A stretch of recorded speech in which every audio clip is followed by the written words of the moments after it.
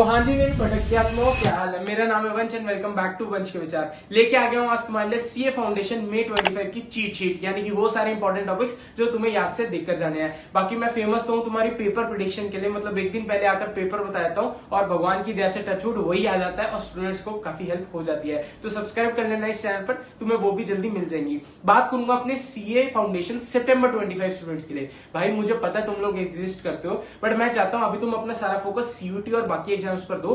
बाद में हम 2-3 महीने में सीए फाउंडेशन की तैयारी कर सकते हैं और आराम से क्लियर कर सकते हो। तुम्हारे लिए भी एक रोड मैप की वीडियो जल्दी आ जाएगी, तो इतना प्रेशर ना लिया करो जितना तुम लेके बैठे हो। फाउंडेशन May 25 वालों, तुम्हारे लिए लेके आया हूं एक अनाउंसमेंट। सीए जतिन सर जो 7+ एक्सपीरियंस होल्ड करते हैं ईयर्स का, वो लेके आए हैं तुम्हारे लिए प्लेलिस्ट, जिसमें तुम्हें सारा सीए फाउंडेशन की मैथ्स जो हमें हमेशा टफ लगती है वो कवर करा रखी है उन्होंने बेस्ट तरीके में। उसकी प्लेलिस्ट का लिंक नीचे गिवन है, फ्रीली सब यूट्यूब पर अवेलेबल है, तुम उसको जाकर देख सकते हो और मैथ्स कवर कर सकते हो। 1 लाख+ व्यूज है उस प्लेलिस्ट में और काफी सारे स्टूडेंट ने उसको यूज किया है। उसके अलावा इकोनॉमिक्स की भी मिल जाएगी कि तुम उससे अपनी इकोनॉमिक्स को भी कवर कर सकते हो, उसका लिंक भी डिस्क्रिप्शन में गिवन है। और सबसे बड़ी चीज वो लेके आए हैं तुम्हारे लिए बूस्टर, मैथ्स का बूस्टर लेके आए हैं जो 1 मई से स्टार्ट होने वाला है। उसकी वीडियो का लिंक भी नीचे डिस्क्रिप्शन में गिवन है, उसको जाकर देख सकते हो, जिसमें वो फ्री में यूट्यूब पर तुम्हें सारी मैथ्स कवर करा रहे हैं। तो तुम मतलब 1 मई से लगाकर 10-15 दिन में सर के साथ सारी मैथ्स कवर कर सकते हो। और अगर अभी तक भी मैथ्स नहीं किया तो अपनी बढ़िया से मैथ्स कर सकते हो,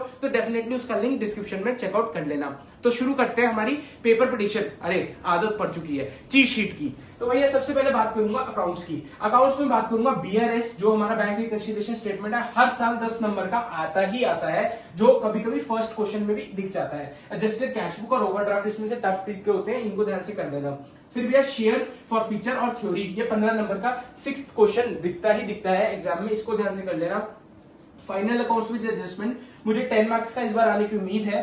ट्रू एंड फॉल्स 12 नंबर के हर बार आते हैं विद थ्योरी, मतलब अगर हम तुम 12 मार्क्स प्लस इधर की थ्योरी प्लस थ्योरी एक और 4 मार्क का थ्योरी का क्वेश्चन लगा लो, तो 9 मार्क्स प्लस 12 मार्क्स तो तुम्हारे थ्योरी के ही हो जाते हैं, जिसको तुम आराम से फेच कर सकते हो। पार्टनरशिप 20 मार्क्स का आता है। इसमें से इंपॉर्टेंट क्या भैया, एडमिशन देख लेना, एडमिशन या रिटायरमेंट का एक बड़ा क्वेश्चन, और डिसोल्यूशन का पीस वेज मील वेज सिस्टम, उसको ध्यान से देख लेना। भैया रिडेम्पशन ऑफ प्रेफरेंस शेयर्स और बोनस शेयर्स, ये नए टॉपिक्स ऐड हुए हैं, तो इनको ध्यान से कर लेना, ये हर बार इंपॉर्टेंट होल्ड करता है, इंस्टीट्यूट उनको हर बार डाल रहा है। फिर भैया rectification of bills of exchange, तुम डेप्रिसिएशन और अपने इन्वेंटरी पर टाइम वेस्ट करोगे, वहां मत करना, इन दोनों को ध्यान से कर देना। 15 मार्क्स तुम्हें इस बार पेपर में ये दोनों लाकर दे देंगे। और एनपीओ 10 से 12 नंबर का हर बार आ रहा है, वो चॉइस में आ जाता है, तो तुम उसको आराम से कवर कर सकते हो। बात करूंगा तुम्हारी लॉ की। लॉ में हमेशा हम परेशान रहते हैं क्या क्या करें, तो भाई इंडियन कॉन्ट्रैक्ट एक्ट तो पूरा ढंग से कर जाना, 36 मार्क्स होल्ड करता है ये तुम्हारे एग्जाम में। इसमें कंसीडरेशन एजेंसी और ब्रीच ऑफ कॉन्ट्रैक्ट, कुछ ऐसे यूनिट मैंने बता दिए, 7 और 8 यूनिट हो गया जैसे, वो इंपॉर्टेंट है, उनको ध्यान से देखकर चले जाना। सो का बहुत इंपॉर्टेंट है और इजी भी है। 14 मार्क्स का यहाँ दिख जाता है, कंडीशन एंड वारंटीज कर सकते हो, transfer of ownership and rights of unpaired seller, या राइट्स ऑफ अनपेड सेलर बहुत इंपॉर्टेंट है, इसको ध्यान से देख जाना। इंडियन पार्टनरशिप एक्ट में rights and duties of partners and dissolution लिख जाना। कंपनीज एक्ट, यहाँ स्टार देख सकते हो, मतलब कंपनीज एक्ट बहुत इंपॉर्टेंट है, इसको ध्यान से कर ही जाना, क्योंकि भैया तुम्हें पेपर में क्वेश्चन मिलेगा ही मिलेगा कि भैया प्राइवेट कंपनी की सब्सिडरी आगे वो बताओ, सब्सिडरी में कितना होल्डिंग चाहिए, एसोसिएट कितने पे होती है, गवर्नमेंट कंपनी में क्या होल्डिंग है, सेंट्रल की होती है, स्टेट की होती है, बहुत इंपॉर्टेंट है, इसको ध्यान से कर जाना। साथ में कॉर्पोरेट वेल्थ थ्योरी, तुम्हें पता है सोलोमन वर्सेस सोलोमन का केस, और इंडोर मैनेजमेंट। एलएलपी कर जाना, उसमें से डिफरेंसेस आने की उम्मीद है। डेजिग्नेटेड पार्टनर्स या बाउंडिंग अप तो बहुत इंपॉर्टेंट है एलएलपी में, उसको देख जाना।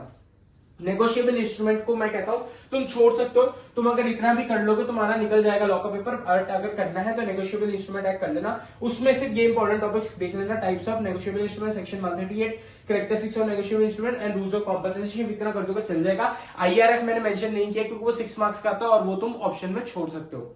बात करूंगा मैथ्स की। मैथ्स में एलआर तो ढंग से सारा कर ही लेना भैया, सबसे इजी है, और अगर तुम कोई कॉम्पिटेटिव एग्जाम अभी दे रहे हो तो तुम्हें पता होगा एलआर का लेवल आसान होता है, इजीली हो जाती है, ब्लड रिलेशंस वगैरह तुम आराम से निकाल सकते हो।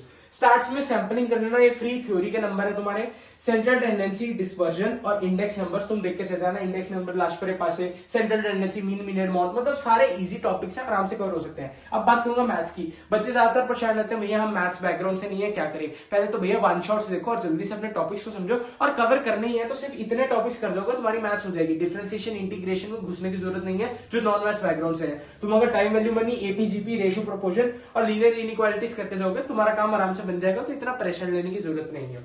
बात करूंगा इकोनॉमिक्स की, तो इकोनॉमिक्स भी एमसीक्यू टाइप हो जाता है, क्वांट्स भी एमसीक्यू टाइप हो जाता है। उसमें नेशनल इनकम में से सिर्फ न्यूमेरिकल्स कर लेना। ये सारे जो चैप्टर्स तुम्हें दिखाई दे रहे हैं ये सारे हैं माइक्रो इकोनॉमिक्स के, इनको सारे को ढंग से चल जाना क्योंकि मैक्सिमम मार्क्स का पेपर इधर से आना है। बाकी पब्लिक फाइनेंस और मनी मार्केट, बाकी 2-4 चैप्टर और हैं उनको मैंने स्किप किया क्योंकि वो बहुत ज्यादा बड़े हैं और उनमें वेटेज कम आती है। पब्लिक फाइनेंस और मनी मार्केट में से वेटेज काफी हाई आती है, बट इसको अगर तुम सिर्फ समरी से देखे जाओगे काम बन जाएगा। पर्टिकुलरली मैं यही बोलूंगा, अकाउंट्स की मैक्सिमम से मैक्सिमम प्रैक्टिस करो, जितना हो सके अकाउंट्स लिख के करो, focus on only study module के क्वेश्चंस, ज्यादा आगे पीछे मत जाओ, आरटीपी करूं एमटीपी करूं टेंशन ना लो। लॉ में प्रोविजन को ध्यान से याद करो, fact of the case conclusion के नंबर नहीं होते हैं, मैं बता रहा हूं कंक्लूजन के होते हैं, फैक्ट ऑफ द केस के नहीं होते हैं। सिर्फ प्रोविजन पे अपना फोकस करो, आप प्रोविजन को रिवाइज करो, जितनी बार कर सकते हो करो। इंडियन कॉन्ट्रैक्ट एक्ट ध्यान से कर लेना, काफी बच्चे सोचते हैं हम इसको स्किप कर दें, इसको स्किप करना मतलब आईसीआई को अपना अटेम्प्ट देना कि रख लो, तो इंडियन कॉन्ट्रैक्ट एक्ट ढंग से कर जाना। मैथ्स में मैक्सिमम फॉर्मुला की प्रैक्टिस करो, कैलकुलेटर पर लगाओ, अपना स्पीड तेज करो क्योंकि भैया एमसीक्यू टाइप है, तो भैया वन शॉट्स देखो, कंसेप्ट समझो और मैक्सिमम क्वेश्चन प्रैक्टिस करो। ज्यादा आईसीआई के पीछे वाले क्वेश्चन ना पकड़ो, जो वीडियोस में टीचर करा रहे हैं वो कर लो, या फिर तुम साथ में क्या कर सकते हो, साथ में तुम इलस्ट्रेशंस को सारी प्रैक्टिस करके जा सकते हो। इकोनॉमिक्स के सिर्फ वन शॉट्स भी देके जाओगे ना, जो बाकी चैप्टर्स में तुम्हारा इकोनॉमिक्स आराम से निकल जाएगा, इजी रहता है। मेन तुम्हें 2 पेपर निकालने याद रखना, एक हमारा लॉ और एक हमारा क्वांट्स, ये 2 इंस्टीट्यूट टफ देता है, अकाउंट्स और इकोनॉमिक्स ज्यादातर इंस्टीट्यूट आसानी दे देता है। तो एज आई ऑलवेज से, हर एक संकट कल होगा, आज नहीं तो कल होगा, तो मेहनत करते रहो मित्रों, और सब्सक्राइब का बटन ठोक के रखना, पेपर प्रेडिक्शन जल्दी लाऊंगा। जाओ जाओ पढ़ लो।